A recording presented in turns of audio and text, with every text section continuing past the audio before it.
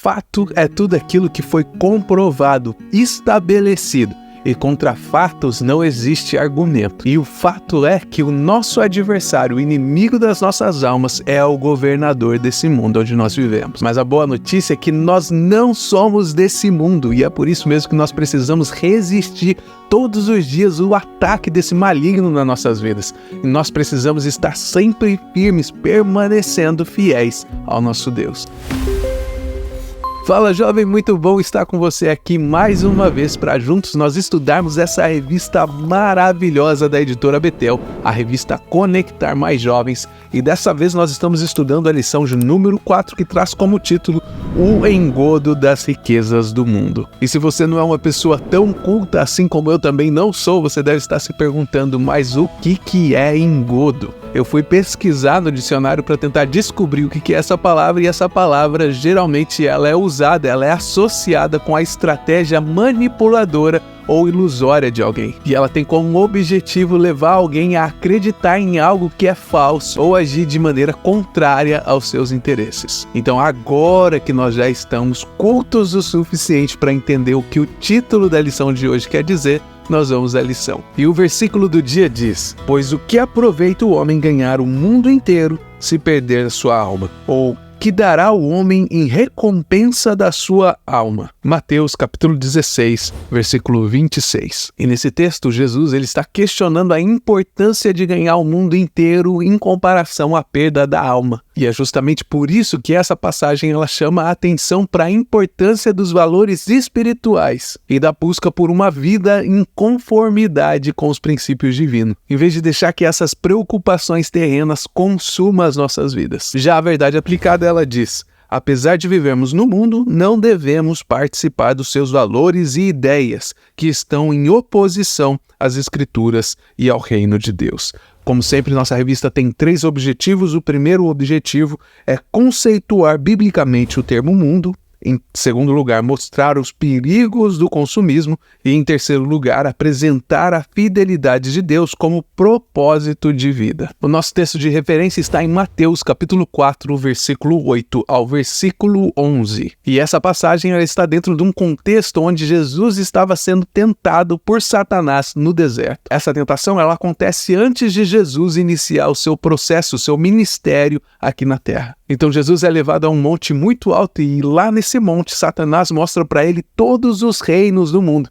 E ele diz que se Jesus se prostrasse diante dele e adorasse a ele, tudo isso seria dado a Jesus. E a resposta de Jesus a essas tentações está escrita lá em Deuteronômio, capítulo 6, no versículo 13. Se você prestar atenção nesse verso, você vai ver que Jesus, respondendo a Satanás, ele diz que somente ao Senhor nós deveríamos adorar, que somente a Deus nós deveríamos prestar a nossa adoração e prestar culto a Ele. E isso reflete a convicção de Jesus de que só Deus merece a nossa adoração. E aí depois que Satanás ele tentou Jesus 3 vezes, Satanás se retirou, foi embora. E então anjos do Senhor vieram servir a Jesus. E isso marca então o fim da tentação de Jesus no deserto. Que essa passagem que nós temos aqui como texto de referência, ela é muitas vezes usada, ela é frequentemente usada para enfatizar a importância que nós temos em resistir à tentação. E não somente isso, mas também da obediência a Deus e do poder da citação das Escrituras, da palavra de Deus, como um meio de enfrentar essas provações que nós enfrentamos na nossa vida. Então esse é o nosso texto base para a nossa lição de hoje, e assim, nesse texto, nós vamos começar a nossa lição de hoje. E assim nós vamos ao primeiro tópico dessa lição, que traz como título O Mundo em Oposição a Deus. E aí a gente precisa entender o que essa palavra mundo representa aqui dentro desse tópico. E se nós formos olhar lá na Bíblia, nós vamos ver que esse termo mundo, ele é usado em diversas ocasiões diferentes, mas a maioria delas está falando sobre uma indicação de oposição a Deus. Geralmente quando nós falamos e vemos na Bíblia falando sobre mundo, está se referindo a uma humanidade que se afastou de Deus e que se corrompeu por causa do pecado. E essa parte da humanidade que é corrompida pelo pecado, ela é governada e liderada pelo príncipe desse mundo, Satanás. A Bíblia diz que o mundo jaz no maligno. E apesar do mundo estar sob o controle do maligno, isso não significa que o mundo esteja fora do alcance de Deus. Porque quando nós abrimos a nossa Bíblia lá em João 3,16, nós vamos ver que Deus ele amou o mundo de tal maneira que ele enviou o seu único filho para que todos aqueles que o aceitassem e o recebessem como Salvador não morressem, mas tivessem a vida eterna. Então nós vemos que o mundo ele está afastado de Deus, mas mesmo estando afastado de Deus, ele não está distante o suficiente para que a graça, o amor de Deus possa alcançar essas pessoas desse mundo e trazê-los de volta para o seu reino, para a sua luz. Então todos aqueles que reconhecem a Jesus e o aceitam como Senhor e Salvador da sua vida, a esta pessoa é dado o direito de ser chamada filho de Deus. E esse direito de ser chamado como filho de Deus nos garante uma nova cidadania.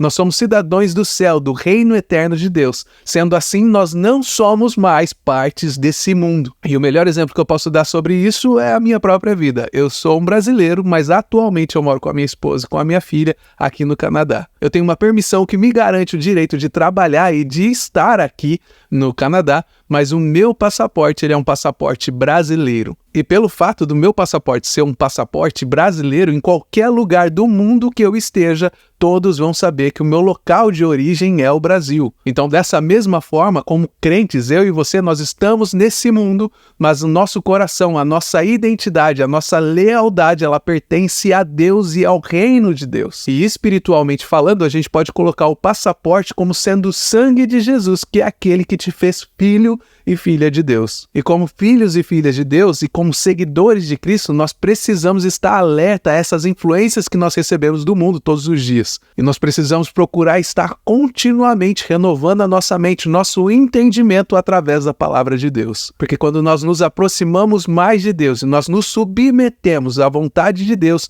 nós somos capazes de discernir tudo aquilo que está acontecendo ao nosso redor. Porque quando nós temos um discernimento espiritual, nós conseguimos entender o que é de Deus e o que é mundano. E sendo assim, nós vamos conseguir viver uma vida que reflete a vontade de Deus e glorifica o nome de Deus nessa terra. Então nós podemos dizer que o mundo é tudo aquilo que se opõe à vontade de Deus. É tudo aquilo que tenta nos afastar do centro do propósito de Deus para as nossas vidas. E assim nós vamos ao segundo tópico dessa lição, que traz como título Mamon e as riquezas. E acho que em primeiro lugar a gente precisa fazer uma pergunta que é muito importante. O que significa exatamente a palavra mamon? E através do dicionário bíblico nós vamos ver que mamon ela é derivada de uma palavra em aramaico que significa riquezas materiais, que nada mais é do que a personificação da idolatria ao dinheiro e das riquezas. E nós vamos ver aqui nesse tópico que muitas vezes a riqueza ela pode ser um obstáculo à influência divina nas nossas vidas, como nós podemos ver lá em Salmos 46, no versos 6 e 7. Então, quando nós vemos lá nos evangelhos, tanto de Mateus quanto de Lucas, quando eles falam sobre mamon,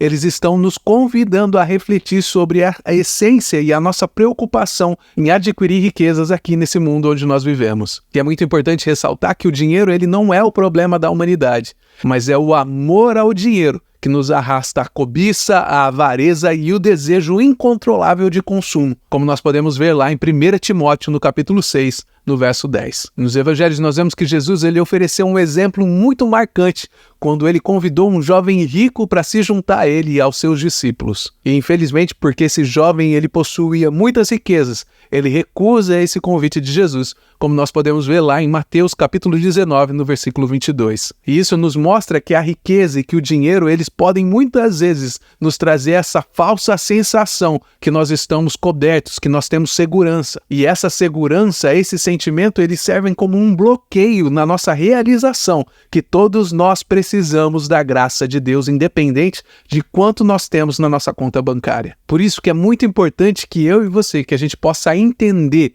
que a riqueza em si, ela não é um pecado, porque tem muita gente que é muito pobre e vive uma vida super avarenta, assim como tem pessoas que são extremamente ricas, com muitas posses, com muitos recursos, que são pessoas generosas e são caridosas. Tem muita gente que tem uma ideia errada sobre o evangelho, e elas pensam que servir a Deus implica em fazer um voto de pobreza nas suas vidas. E eu acredito, pessoalmente, que o motivo disso é porque muitas pessoas que são crentes, são evangélicas hoje, elas vieram de uma raiz católica e trouxeram com elas essa postura e esse entendimento que para ser cristão, eles precisam ser pobres pobres, assim como foi a ordem dos franciscanos, assim como eles ainda continuam sendo até hoje, praticando uma vida de pobreza e simplicidade.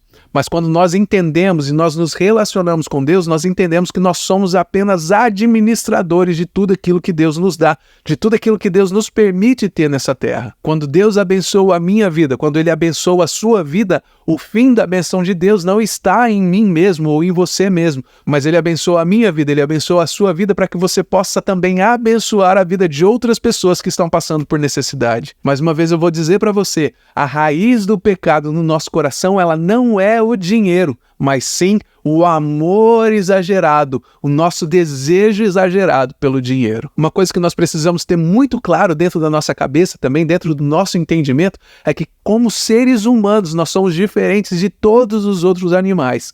Nós somos criaturas insaciáveis, principalmente quando o assunto são os nossos desejos. Nós, seres humanos, nós destinamos o nosso tempo, o nosso trabalho, o nosso esforço, nosso capital financeiro em tudo aquilo que nós desejamos. E foi justamente por isso que Jesus nos advertiu sobre o nosso investimento de tempo, dinheiro em coisas efêmeras, passageiras, conforme nós podemos ver lá em Mateus, no capítulo 6, no versículo 19 ao 21. E se você olhar ao redor, olhar para sua família, para os seus amigos, você vai perceber que existem muitas pessoas que, ao não conseguir satisfazer os seus desejos, elas acabam sofrendo com frustrações e ansiedade. Elas tentam, através do consumismo, através do capitalismo, adquirir um propósito para a vida delas. Só que, por outro lado, a vida do verdadeiro cristão, daquele que serve a Deus, daquele que aceitou Jesus Cristo como Salvador, a vida desse indivíduo, ela precisa ser completamente contrária disso. Ao invés de buscar a riqueza, ao invés de buscar o dinheiro e as coisas efêmeras desse mundo, nós precisamos buscar fervorosamente o reino de Deus, sabendo que quando nós buscamos o reino de Deus,